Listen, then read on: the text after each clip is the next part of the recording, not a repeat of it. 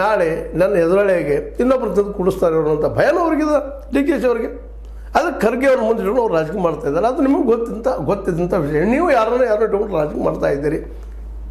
D K she same post ಕೇಳಿದಾಗ ಯಾರನ್ನ ತಂದು ನಿಲ್ಲಿಸ್ತೀರಿ. ಪರಮೇಶ್ವರ್ ಮುಖ್ಯಮಂತ್ರಿ ಅದಾರಪ್ಪ ದಲಿತರವ್ರು ಕೊಡಬೇಕು ಅಂತ ಹೇಳ್ತೀರಿ.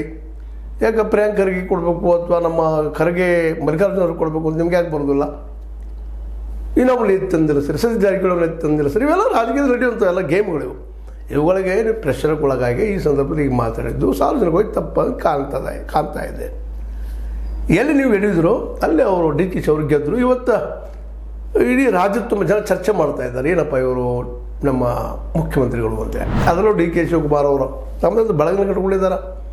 ಮೈಸೂರು ಏರಿಯಾದಲ್ಲಿ ಅದು ಒಕ್ಕಲಿಗ ಸಮುದಾಯದಲ್ಲಿ ಅವರ ಹೆಸರು ಇದೆ ಇಲ್ಲಂತಲ್ಲ, ಪೂರ್ಣ ಪ್ರಮಾಣದಲ್ಲಿ ಒಕ್ಕಲಿಗರೆಲ್ಲ ಇವ್ರು ಹಿಂದಿದ್ದಾರಂತಲ್ಲ, ಆದರೆ ಒಕ್ಕಲಿಗರಲ್ಲಿ ದೊಡ್ಡ ಹೆಸರು ಇದೆ ಇವ್ರದ್ದು.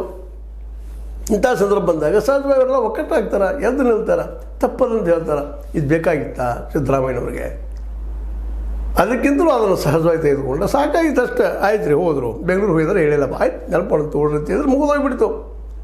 ಇಲ್ಲ ಹೇಳಬೇಕಾಗಿತ್ತು, ಸಾರಿ ನೆನಪಾಗಲಿಲ್ಲ, ಇನ್ನೂ ದೊಡ್ಡವರಾಗ್ತಿದ್ರು. ಅದನ್ನು ಬಿಟ್ಟು ಇವಾಗ ಮಾತಾಡಿದ್ದೀನಿ ಆಗಿಬಿಟ್ಟು ಅಂದರೆ ಇವತ್ತು ಇಡೀ ನಾಡಿಗೆ ತುಂಬ ಚರ್ಚೆ ವಿಷಯ. ಇಡೀ ಫಂಕ್ಷನ್ ಚರ್ಚೆ ಎದುರು ನೆನಪುಳಿತಂದ್ರೆ ಇದು ಡಿ ಕೆ ಶಿ ಅವ್ರಿಗೆ ಮಾಡಿದ ಅವಮಾನದಿಂದ ಇವತ್ತು ಮಾತನಾಡ್ತಾ ಇದ್ದಾರೆ. ಡಿ ಕೆ ಶಿ ಅವರನ್ನು ಚೆನ್ನಾಗಿ ಉಪಯೋಗ ಮಾಡ್ಕೊಂತ ಅವರಲ್ಲಿ ಸಾತ್ವಿಕ ಗುಣ ಅನ್ನೋದ, ಎಷ್ಟೋ ಒಳಗೆ ಮನಸ್ಸಲ್ಲಿ ನೋವಿದ್ದರೂ ಸಾತ್ವಿಕ ಗುಣ ಇದೆ.